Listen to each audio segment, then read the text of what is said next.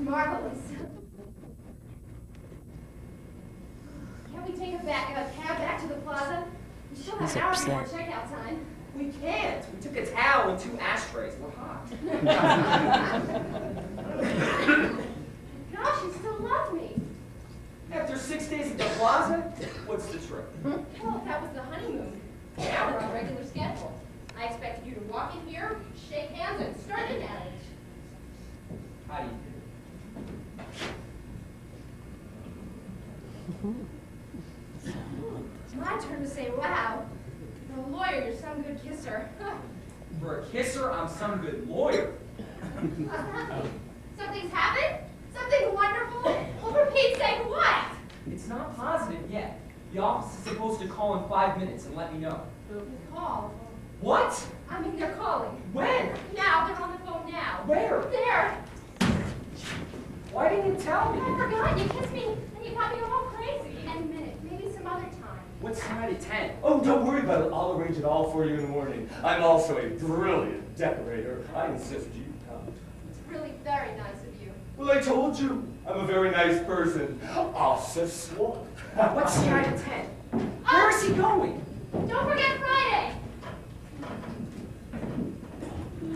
What's he doing in the bedroom? What about Friday? He's coming to dinner. Hello, operator? That note went out the window. I'm calling West Orange, New Jersey. Corie, did you hear what I said? There's an old nut out on our ledge.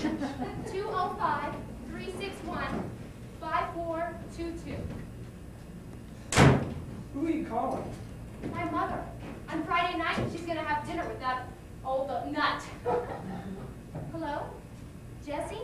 Yes. Will you please tell my mother to call me just as soon as she gets in?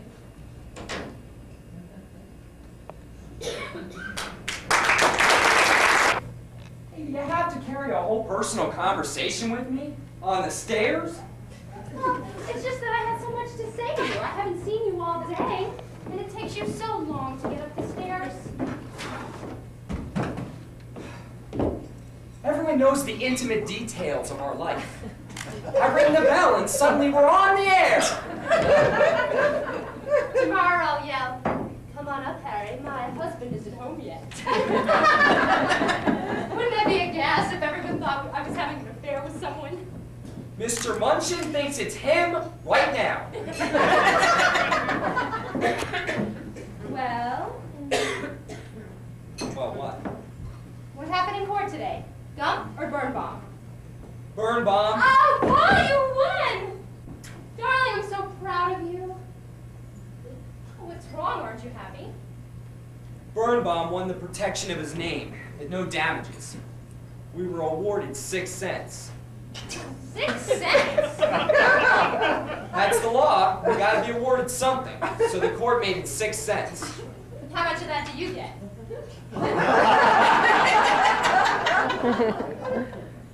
Nothing. Birnbaum gets the whole 6 cents. And I get it going over at the office. Oh, from now on I get all the cases that come in for a dime and under. Paul, you won. That's all that counts. You're a good lawyer. Some lawyer. So tomorrow I go back to sharpening pencils. And tonight, you're here with me. Did you miss me today? No. Well, why not? Well, you called me 8 times. I mean, I don't talk to you that much when I'm home. You're grouchy. I want a divorce. Not grouchy. Had a rotten day today. And I'm a little irritable. Cold. And grouchy. Okay, Grouch. Have a drink. I couldn't think today. I couldn't think. I mean, moving furniture until 3 o'clock in the morning. Mr. Velasco moved. You complained. No, Mr. Velasco pointed. I moved. He came in here, he drank my liquor. He made 3 telephone calls. He ordered me around like I was one of the Santini brothers. Temper. You know, we're supposed to be charming tonight. Oh yeah? Well, I've got news for you. This thing tonight has fiasco written all over it. Why should it be a fiasco? It's just conceivable they may have something in common. Your mother? That quiet, dainty woman? With the Count of Monte Cristo? You must be kidding. Why? You've seen his apartment. He wears Japanese kimonos and sleeps on rugs. Your mother wears a hairnet and sleeps on a board. What does that have to do with it? Everything. He skis, climbs mountains, and the only way into his apartment is up a ladder or across a ledge. I really don't think he's looking for a good cook with his bad back. The possibility of anything permanent never occurred to me. Permanent? We're lucky if we get past 7 o'clock. That's enough. Now you've got me worried. Did I do something horrible? Probably. Well, do something. Don't answer the door. Maybe she'll go away. Too late. I buzzed. Oh, I could put a few Nemhitals in his drink. It won't stop him, but it'll slow him down a bit. Hello, Mom? Yes, dear? Take your time. She's at Camp 3. She'll try the final assault in a few minutes. Oh, maybe we can help her. What do you mean? Well, a woman puts on rouge and powder to make her face more attractive. Maybe we could put some makeup on her personality. I don't think I want to hear the rest of this. All I'm saying is we don't have to come out and introduce her as my dull, 50-year-old housewife mother. Well, now that isn't the wording I had planned. What did you have in mind? Something a little more glamorous. A former actress. Corie, Well, she wasn't the man who came to dinner. your mother. I'll be all right. I'm just a little out of breath, that's all. Oh, I had to park the car 6 blocks away. Then it started to rain, so I ran the last 2 blocks. Oh, and then my heel got caught in the subway grating, and so I pulled my foot out, and I stepped in a puddle. Oh, and then a cab came by and splashed my stocking. If the hardware store downstairs was open, I was going to buy a knife and kill myself. Here, Mom. Drink this down. Here's the pill.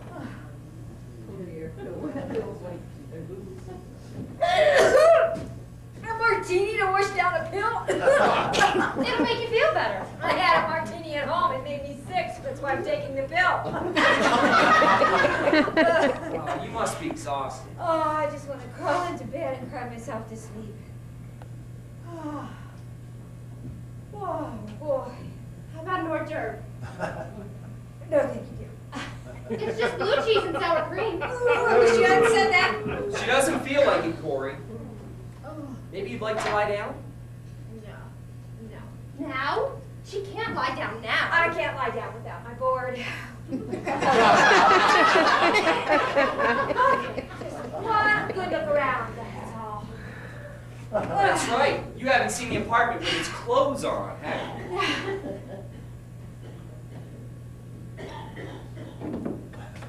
Corie! Corie!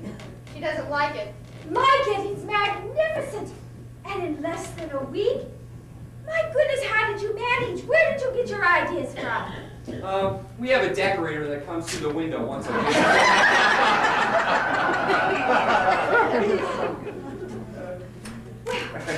The bedroom.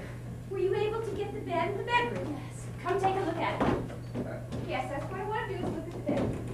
Oh, you found a way to get the bed in. It just fits, doesn't it? Just. We have to turn in unison. And did you find a way to get to the closet? We decided not to use the closet for a while. Really? You don't need the space. Not as much as we need the clothes. It flooded. The closet flooded? It was an accident. Mr. Velasco left his bathtub running. Oh, Mr. Velasco, the man upstairs.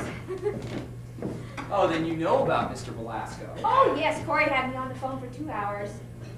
Did you know he's been married 3 times? Yes, if I were you, dear, I'd sleep with a gun. there's just one thing I want to say about this evening. No, not until we have a drink, you know. To toast our new home. Come on, Mom. I can't refuse that. To the wonderful new life that's ahead of us. You know, you can tell him I'm the cleaning lady. Now, I'll dust the table, you give me $5, and then I can leave. It's gonna be fine, Mom. Finish your martini and smile. You look irresistible when you do. Do you have a lot of these? As many as you need. I'm gonna need a lot of these. Can I open the door? Wait a minute. So your hair in the back. It's just a little bit. What's wrong with my hair? Okay, it's all right. I fixed it now. Oh, is there something wrong with my hair? There's a man standing out there. Wait a minute, Paul. Now, Mother, the only thing I'd like to try and suggest is, well, just try and go along with everything. What do you mean? Where are we going? I don't know, but wherever it is. Paul! I know. I was saying hello in Chinese. Oh. Corie Ravishing. Oh, what does that mean? Ravishing. That's English.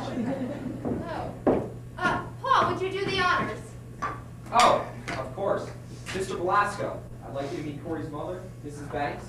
Mother, this is our new neighbor, Mr. Velasco. How do you do? Mrs. Banks, I have been looking forward so to meeting you. I invite your daughter to my cocktail party, and she spends the entire evening talking of nothing but you. Oh, that must have been a very dull party. Not in the least. No, I mean, if she spent the evening talking about me, that must have been dull, not the party. I understand. Thank you. Mr. Velasco, was that for us? Yes, I couldn't get the wine. My credit stopped. So instead, Kanichi! You want to hear something frightening? My teeth feel soft. You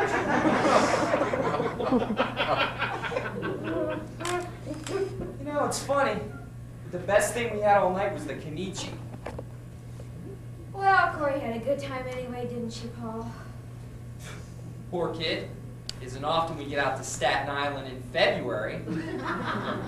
She seems to get such a terrific kick out of just living. Now, you gotta admire that, don't you, Paul? I admire anyone who has 3 portions of poofla-poo pie.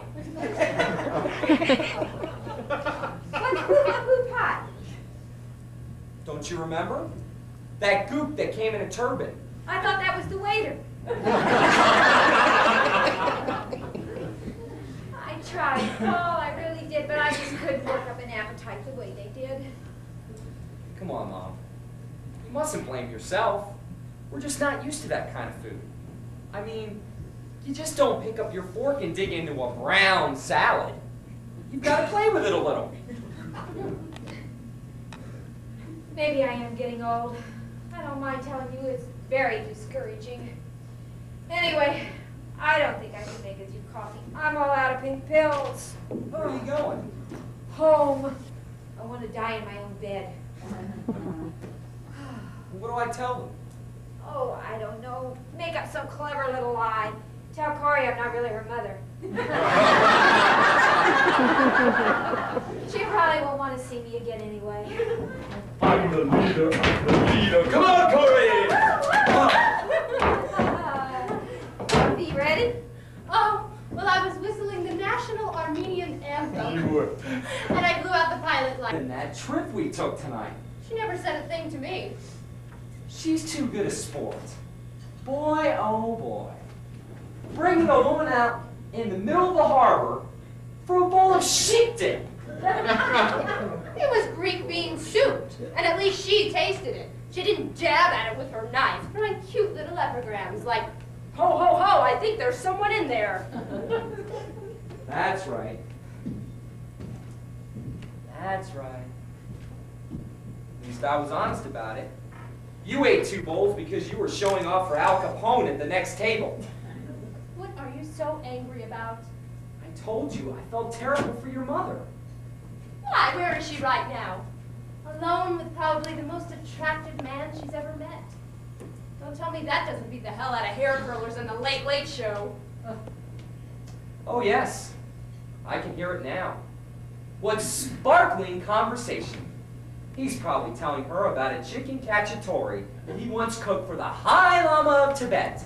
And she's sitting there shoving pink pills in her mouth.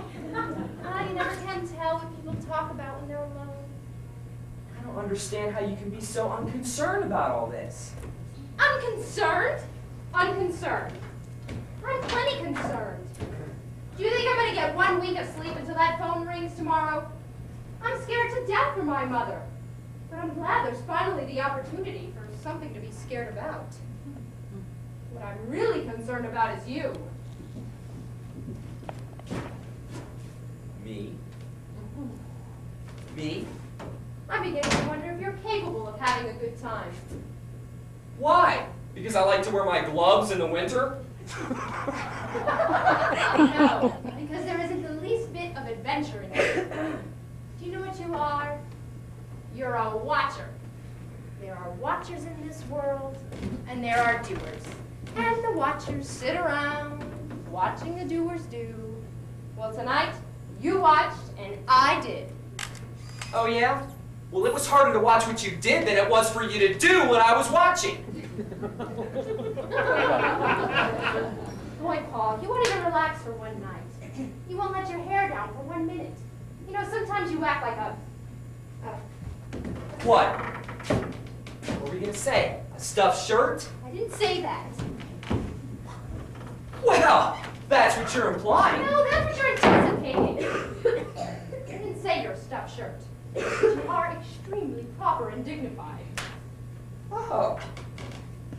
I'm proper and dignified? When? When was I proper and dignified?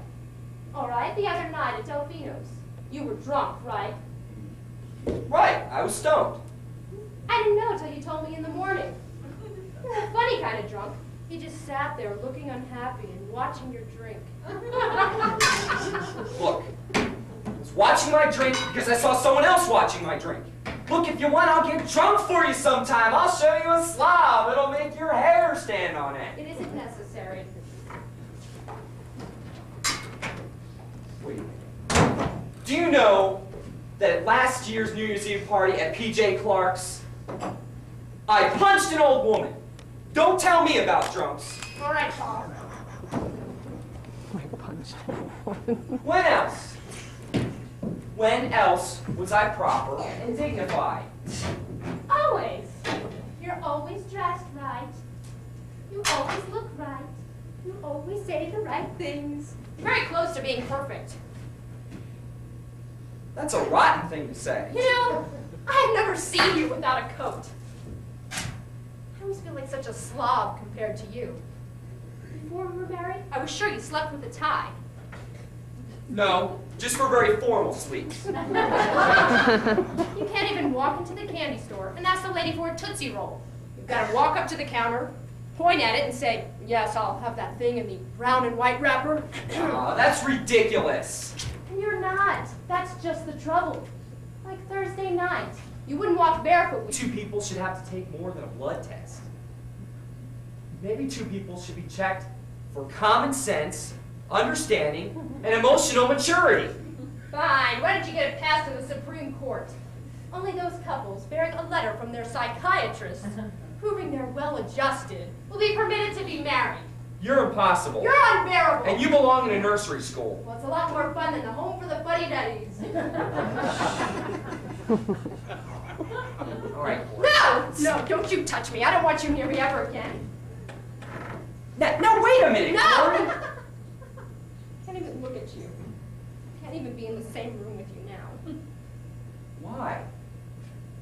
Just can't, that's all. Not when you feel this way. When I feel what way? The way you feel about me! Oh, God, holy cow. I'm not hysterical. I know exactly what I'm saying. It's no good between us, Paul. Never will be again. Oh, God. I'm sorry. Cry. I promised myself I wouldn't cry. Oh, for Pete's sakes, cry. Just go ahead and cry. Don't you tell me when to cry. I'll cry when I want to cry. I'm not going to have my cry until you're out of this apartment. What do you mean out of this apartment? But you certainly don't think we're going to live here together, do you? After tonight? Are you serious? Of course I'm serious. I want a divorce. A divorce? What? I'm sorry, Paul. I can't discuss it anymore. Where are you going? To sleep. You can't, not now. Why not? You did before. That was in the middle of a fight. This is in the middle of a divorce. I can't talk to you when you're hysterical. Good night. Corie, will you come here? Why? I want to know why you want a divorce. I told you, because you and I have absolutely nothing in common. What about those 6 days at the plaza? 6 days does not a week make. I'm the doer and you're the watcher. Isn't that right, Corie, huh? Isn't that right? I hardly expected bitterness from you. It's not bitter. It's not bitter. Not bitter at all. All right. What grounds? Grounds? Right. Grounds. Your reason for divorcing me. And remember, my failure to appreciate Kanishis will only hold up in a Russian court. You're a screenball. Why aren't you funny when you were happy? Okay? How about incompatible? Fine. Are you through with me? Not yet. What about the financial settlement? I don't want a thing. Oh, but you're entitled to it. Alimony, property. Supposing I just pay your rent. $75.63 a month, right? Uh-huh. You can keep the furniture and the wedding gifts. I would just like to keep my clothes. What are you talking about? You were always wearing my pajamas and slippers. Only after you go to work. Why? Because I like the way... Never mind. It's stupid. I'll sign over your pajamas and slippers.